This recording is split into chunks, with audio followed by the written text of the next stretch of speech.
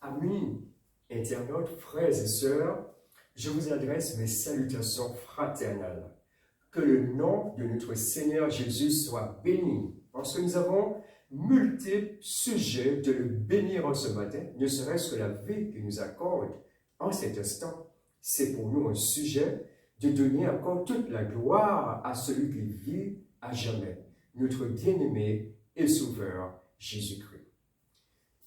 Aujourd'hui, le titre de mon message est « Bâtissons notre vie sur le roc ». Je pense que nous avons entendu maintes et maintes reprises cette parabole du Seigneur Jésus où il prenait les choses de la vie courante pour nous enseigner des réalités spirituelles. Et un jour, il a enseigné vraiment la parabole de celui qui bâtit, la parabole de deux maisons. L'un avait bâti sur le roc, l'autre avait bâti sur le sable.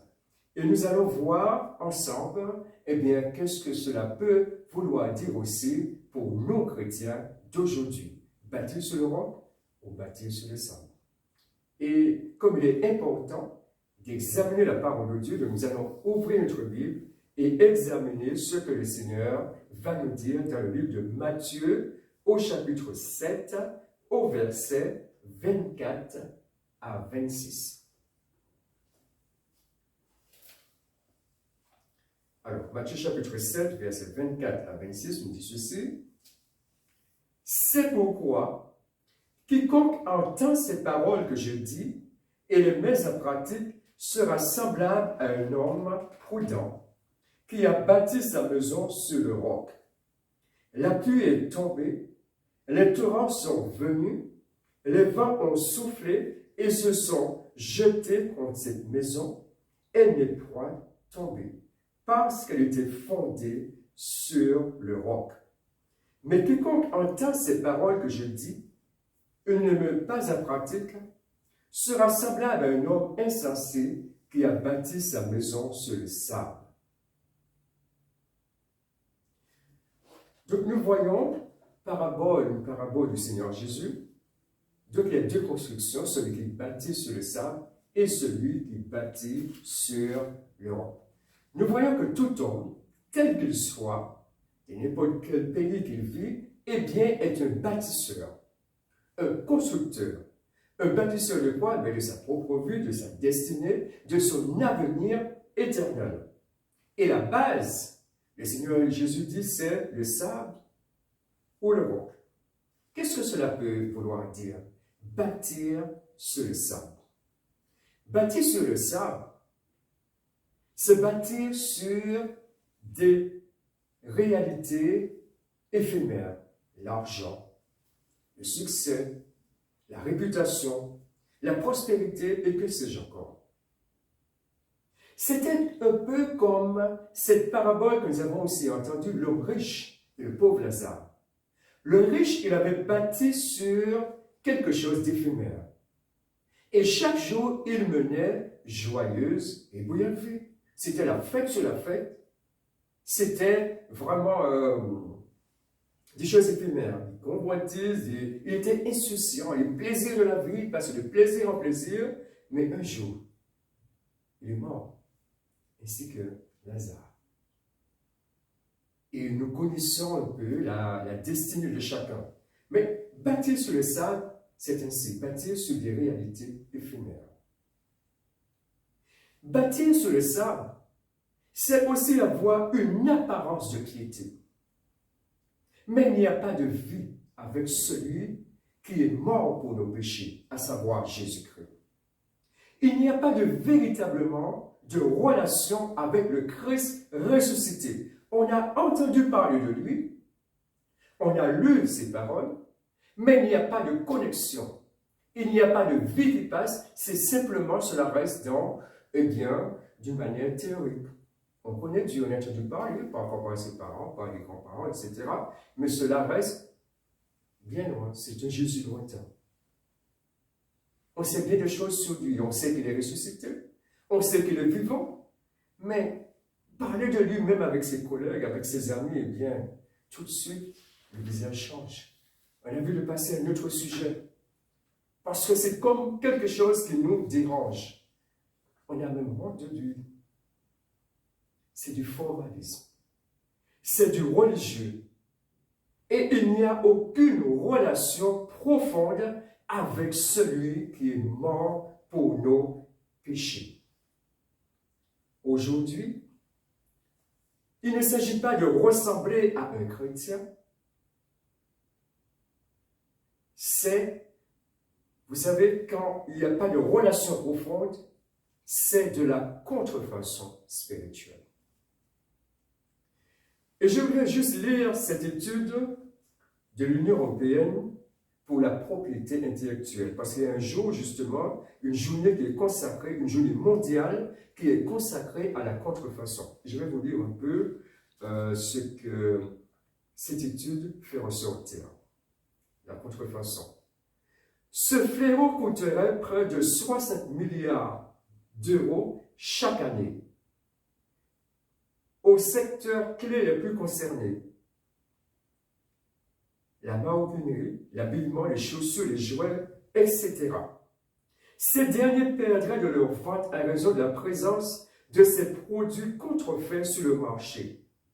Lorsqu'on pense contrefaçon, on pense marque de luxe. Ce n'est pas en réalité le cas. Nous avons constaté que la contrefaçon concerne toute marque, même des produits bon marché, et que tous les producteurs en souffrent. Donc, la contrefaçon, comme nous venons de le voir, touche le commerce. Mais ce qui est vrai pour ce qui est matériel est vrai aussi pour ce qui est spirituel. Combien de dangers, de mal, des assemblées chrétiennes.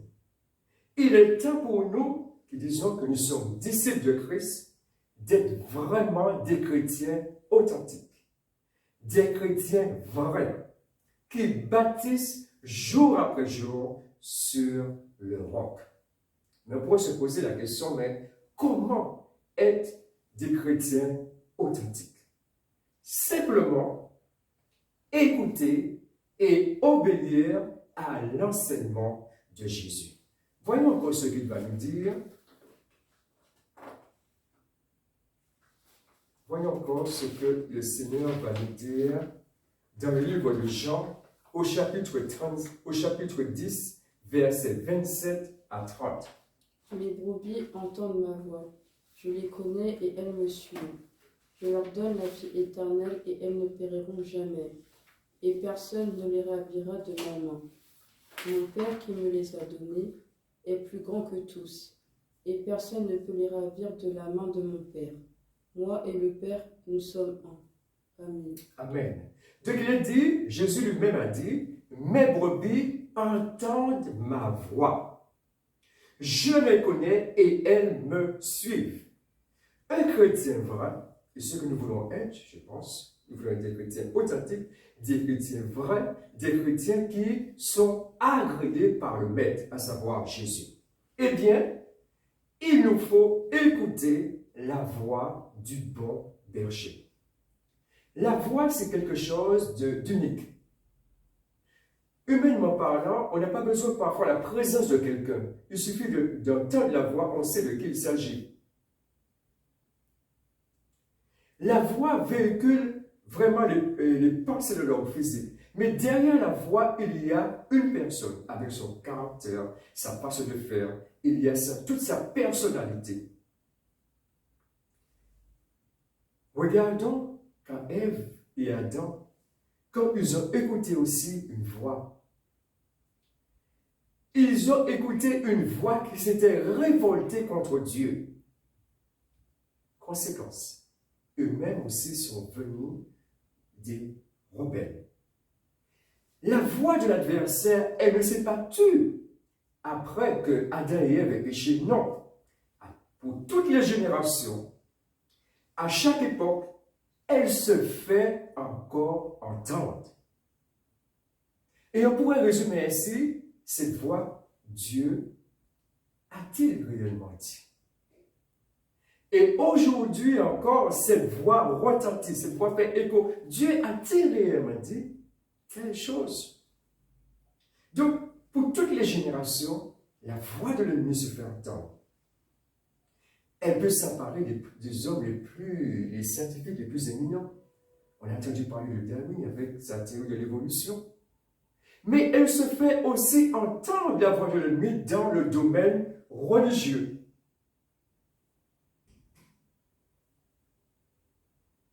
Frères et sœurs, aujourd'hui, nous devons être comme les chrétiens de Béryl qui examinaient chaque jour les Écritures pour voir si ce que leur disait était exact. Pourquoi? Parce qu'il y a un danger. La Bible dit que plusieurs faux prophètes se sont élevés dans le monde. Et plus que jamais, les avertissements de l'apôtre Jean sont d'actualité. Voyons ce qu'il nous dit dans 1 Jean, au chapitre 4, versets 1 à 3. Bien-aimés, n'ajoutez pas foi à tout esprit, mais éprouvez les esprits pour savoir s'ils sont de Dieu, car plusieurs faux prophètes sont venus dans le monde. Reconnaissez à ceci l'Esprit de Dieu. Tout esprit qui confesse Jésus-Christ venu en chair est de Dieu. Et tout esprit qui ne confesse pas Jésus-Christ venu en chair n'est pas de Dieu, c'est celui de l'Antichrist, dont vous avez appris la venue et qui maintenant est déjà dans le monde. Amen. Amen. Donc le Seigneur, les évangiles et plus tard ses apôtres nous ont donné des avertissements qui concernaient non seulement leur époque, parce qu'à leur époque, il y avait déjà des faux enseignements, il y avait déjà des faux docteurs, mais à plus forte raison, à l'époque où nous sommes parvenus, dans notre génération, plusieurs voix se sont déjà élevées. Mais pour dire des choses pernicieuses, pour dire des choses qui vont à l'encontre de la parole de Dieu, des choses contraires à l'enseignement de la saine doctrine. Donc, d'où l'intérêt d'écouter la voix du bon berger. Et plus que jamais, la voix du Seigneur a dit, je suis le bon berger. Et comment discerner sa voix? À travers les saintes écritures, à travers sa parole. Lorsque nous examinons la parole de Dieu, nous examinons quotidiennement la parole de Dieu, eh bien, nous apprenons chaque jour à écouter la voix du bon berger. Parce que c'est une voix unique. C'est une voix qui nous entraîne, je dirais, qui nous accorde la vie éternelle. Parce que le Seigneur Jésus lui-même a dit, mes brebis entendent ma voix. Entendre la voix du bon berger, c'est important plus que jamais. C'est salutaire même dans la génération, l'époque où nous sommes parvenus. D'autant plus que plusieurs faux prophètes se sont élevés.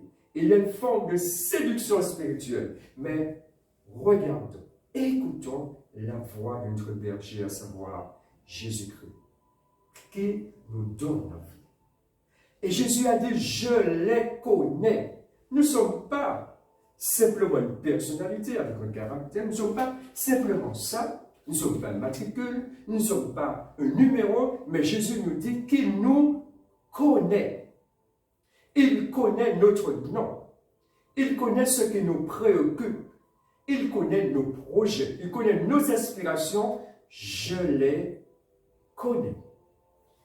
Et dans l'Ancienne Alliance, eh bien, il dit que le souverain aussi sacrificateur, eh bien, il avait un vêtement qu'on appelait l'éphod, et sur ses épaules, eh bien, il y avait 2 pierres.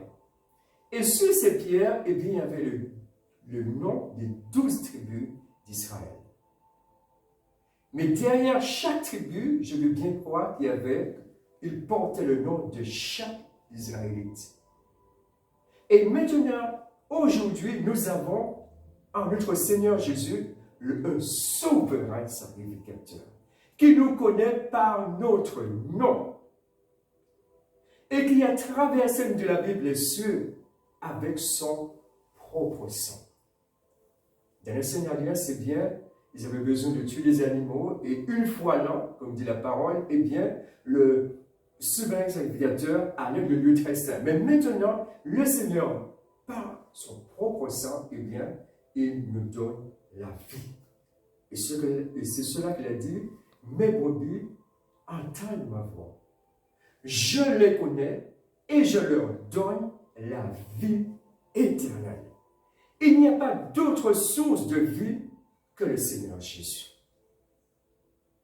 Toutes les autres voies qui se sont élevées n'apportent pas la vie, mais la conséquence, eh bien, c'est la mort. Mais lorsque nous écoutons la voix du bon berger, eh bien, il nous donne la vie et la vie éternelle. Et c'est une manière de bâtir sur le roc et pas sur le sable. Parce que, comme dit la parole de Dieu, eh bien, pour tout homme, comme nous sommes des bâtisseurs, à un moment venu, dans notre vie, eh bien, les tempêtes peuvent se lever. C'est peut-être la maladie, c'est peut-être le deuil, c'est peut-être autre chose. Mais nous voyons que, humainement parlant, on ne peut pas distinguer vraiment les deux maisons se ressemblaient. Mais qu'est-ce qui fera la différence? Eh bien, c'est la fondation. Comme maintenant, vous savez, il nous est dit que même dans les assemblées chrétiennes, eh bien, il y a l'ivraie et le blé. Ils se ressemblent. Mais comment distinguer le vrai du faux?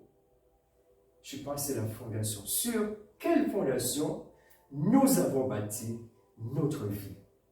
Et à un moment donné, eh bien, le vent va venir. La tempête va arriver. Et celui qui a bâti sur le sable, nous connaissons tous, nous avons tous vu, et nous avons peut-être fait aussi parfois des châteaux de sable. Et on voit que les premières vagues qui arrivent, eh bien, emportent ces châteaux. Mais si nous bâtissons notre vie sur Jésus, c'est vrai, nous aurons des épreuves, nous aurons des moments de joie, nous aurons tout cela, mais notre construction va rester.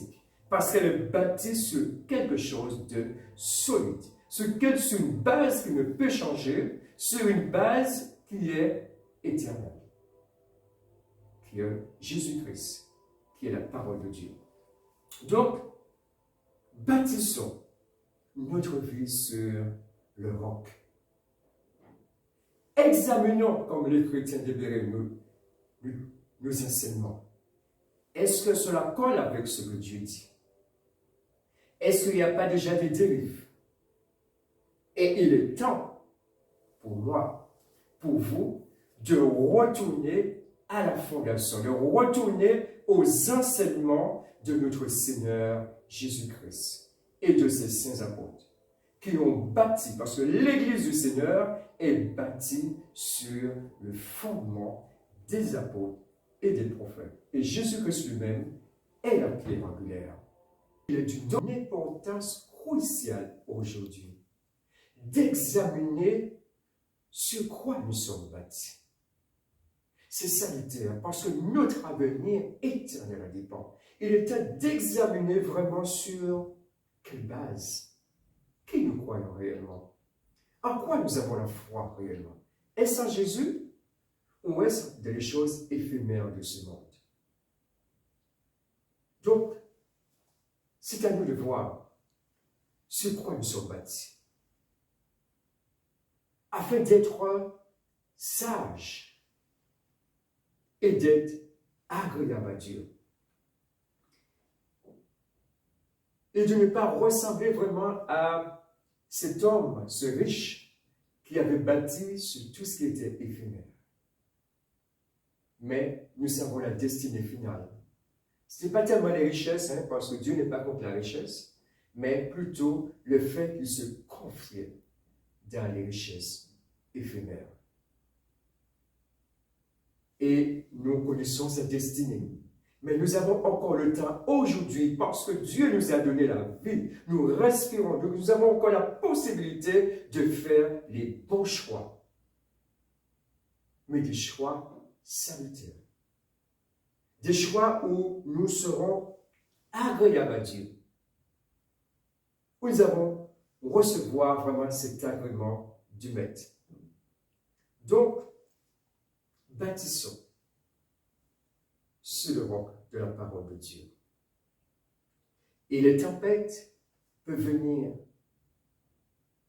La maladie, des épreuves diverses peuvent arriver.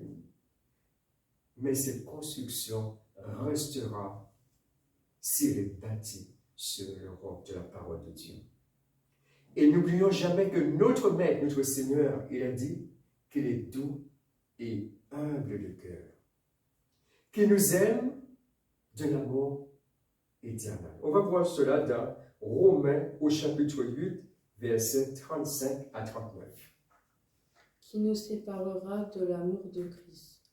Sera-ce la tribulation, ou l'angoisse, ou la persécution, ou la faim, ou la nudité, ou le péril, ou l'épée?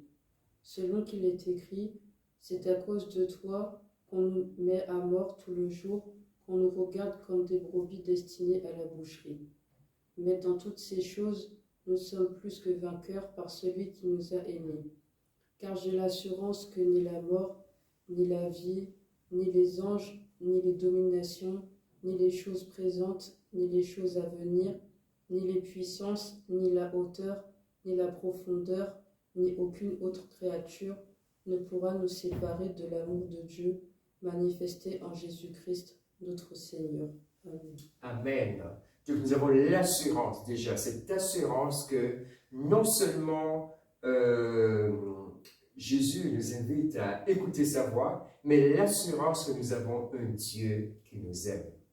Et rien, comme dit la parole, ne peut nous séparer de son amour. Ni les tribulations, ni les tempêtes qui peuvent venir dans notre vie, ni la hauteur, ni la profondeur, ni rien et rien ne pourra nous séparer de Jésus, parce que Jésus est le plus grand. Jésus a vaincu tous les ennemis pour que nous soyons avec lui, pour que nous ayons cette relation avec lui, pour qu'il n'y ait pas de, je dirais, de choses superficielles, mais une vraie relation, pour que nous soyons vrais, nous soyons authentiques, des chrétiens authentiques, pas de la contrefaçon, mais des chrétiens réels, des chrétiens qui ont embrassé la cause de Christ et qui marchent jour après jour, et bien, le regard sur le Maître, et qui écoutent, parce que quotidiennement, eh bien, le Seigneur parle. Il veut nous parler par sa sainte parole. Comme il venait autrefois dans le jardin, parler avec Adam et Ève. Il leur parlait, c'est ce qu'il aime. Il aime communiquer avec toutes ces créatures. Donc, il veut communiquer avec nous. Il ne veut pas simplement que ce soit une relation platonique. Je sais simplement que Dieu est là. Je sais simplement que Jésus est mort pour mon péché. Ça s'arrête là. Non. Il faut la connexion. Il faut cette relation. Car c'est seulement dans cette relation qu'il y a communication de vie. Parce que quand le Seigneur est connecté avec nous, eh bien, il nous donne la vie. Il nous apporte, eh bien, ce que notre âme aspire. Il nous apporte des réponses, des solutions. Parce que c'est un Seigneur vivant au siècle des siècles. Donc, que le Seigneur nous bénisse et que chaque jour nous puissions examiner encore sur quoi nous sommes bâtis. Parce que la bonne nouvelle, en fin de compte, c'est qu'à tout instant, eh bien, nous pouvons examiner nos voies. Nous pouvons considérer nos voies et revenir à l'Éternel qui nous accueille les bras ouverts. Souvenons-nous de la parabole du Fils prodigue. Chaque jour, eh bien, le Seigneur, qui est le Père Céleste, il guettait, il regardait si son Fils arrivait. Et lorsqu'il est arrivé, eh bien, nous avons vu l'accueil qu'il lui a réservé. C'est ainsi que Dieu veut nous accueillir, mais la décision dépend de nous. Retournons à celui qui nous aime tant. Et que le Seigneur soit béni, et à lui soit toute la gloire.